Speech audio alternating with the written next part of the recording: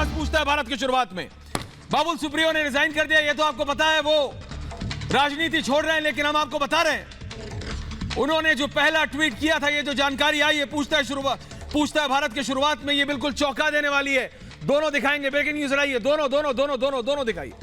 दोनों दिखाइए, दर्शकों को पता होना चाहिए। दो टिप्पणियां आई हैं डायरेक्टर साहब, ब्रेकिंग न्यूज की टीवी हटाइए, दोनों वो लगाइए आप जो दो अलग अलग हैं, जो दो अलग अलग उन्होंने टिप्पणियां की हैं। बाबुल सुप्रियो ने जो पहले टिप्पणी की उसमें कहा कि मैं पार्टी नहीं छोड़ूंगा, कोई पार्टी, मेरी सिर्फ एक पार्टी है बीजेपी, मैं टीएमसी कांग्रेस कोई ज्वाइन नहीं करूंगा। ये देखिए, ये है, सीधे हाथ पे देखिए और उल्टे हाथ पे देखिए, ये दो टिप्पणियां दिख रहा है आपको?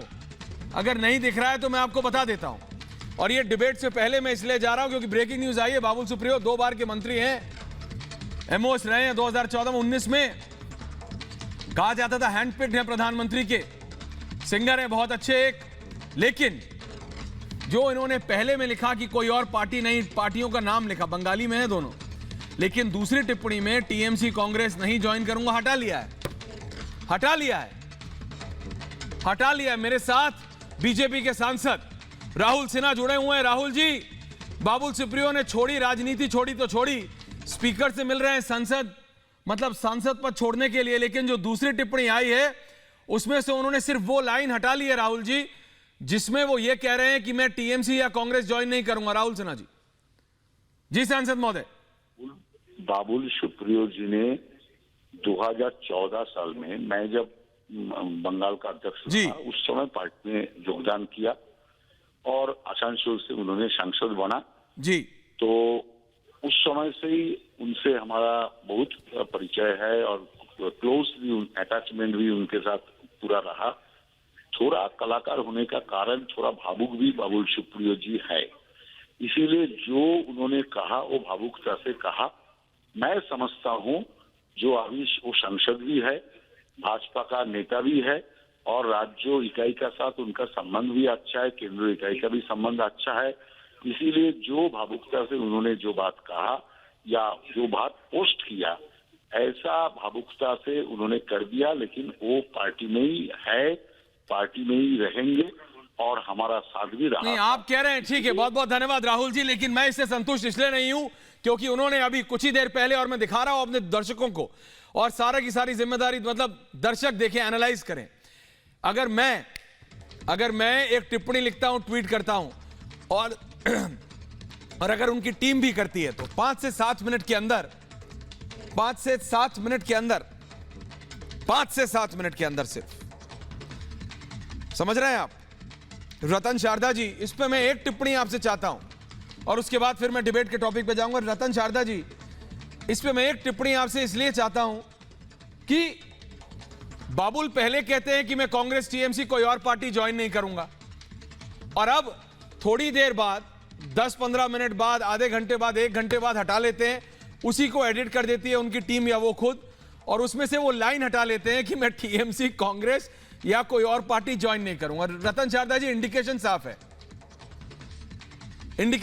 है कि मंत्री पद से हटाए गए हैं, नाराज है। जिस दिन बाबुल से जी देखिए, जिस दिन इन्होंने कहा कि मैं अपने कार्यकर्ताओं को और अपने भाजपा के त्रस्त लोगों को मिलना चाहता हूं, लेकिन मैं क्या करूं, मेरी कार पे पत्थर फेंके जाएंगे, मेरा तो उसी दिन इन पे विश्वास उड़ गया था। यानी मलाई मिलेगी तो खाएंगे, जहां कार्यकर्ता के साथ खड़ा रहना पड़ा, तकलीफ सहनी पड़ी, जहां पश्चिम बंगाल में इतने अधिक अत्याचार उनके कार्यकर्ताओं पे, हमारे हिंदू समाज पे हो रहे हैं, उस समय घर में छुपकर बैठ गए। तो बीजेपी में रहे या टीएमसी रहे में, उसमें मुझे तो कुछ फर्क नहीं पड़ता, लेकिन ऐसे डरपोक राजनीति के क्या काम करेंगे कि अच्छा मौसम हुआ हरियाली काट ली, बुरा मौसम हुआ तो घर में छुप गए, और जिन्होंने डराए उनके साथ हो लिए। जैसे एक महिला को टीएमसी ने डरा कर 2 हफ्ते में अपने प्रूवन रेपर चार्ज के से उसको वापस लेने पर मजबूर किया, वो इस टीएमसी में जा रही है।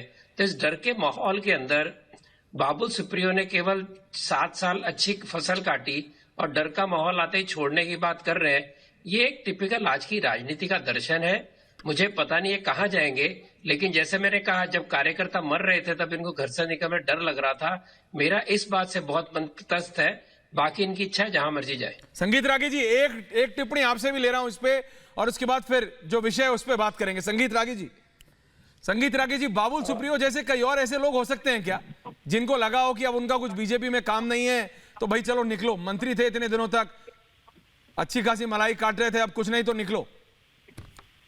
देखिए, मैं रतन शारदा जी की बात को दोहराना नहीं चाहूंगा, लेकिन रतन शारदा जी ने जो कहा है उस बात में भी दम है। लेकिन साथ में ये भी कहना चाहूंगा कि देखिए, बंगाल में जो पिछले चुनाव के पश्चात जो कुछ चल रहा है, कहीं न कहीं मुझे ऐसा लगता है कि बंगाल की जो भारतीय जनता पार्टी है वो अपनी राजनीतिक लड़ाई जो है जिस ताकत के साथ लड़नी चाहिए बंगाल की जमीन पर, सड़कों पर, गलियों में, वो नहीं लड़ रही है। उनको लगता है कि जैसे चुनाव खत्म हो गया तो हमारी राजनीतिक लड़ाई आज के दिन में खत्म हो गई, और अब जो बाकी की लड़ाई होगी वो 5 साल बाद देखेंगे। हमें कई बार फोन आता है बंगाल से कि हम शाम में निकल नहीं पा रहे हैं, हम पर खतरे हैं। मुझे लगता है कि एक समेकित लड़ाई बंगाल के लीडरशिप को लड़नी चाहिए और केंद्र को भी इसमें भरपूर सहयोग देना चाहिए। जब आप बंगाल की लड़ाई बंगाल में पूरी तरीके से नहीं लड़ेंगे तो वही कारण है कि राजनीति जो है वो ममता बनर्जी केंद्र तक पहुंच जाएंगी, बात बिल्कुल ठीक है प्रोफेसर रागी और रतन शारदा जी। करना है तो आपको बंगाल की लड़ाई उनको बंगाल में ही घेर कर, बिल्कुल बंगाल की लड़ाई बंगाल में हरानी पड़ेगी। बहुत बहुत धन्यवाद। अब मैं बढ़ रहा हूं डिबेट की ओर। पूछता है भारत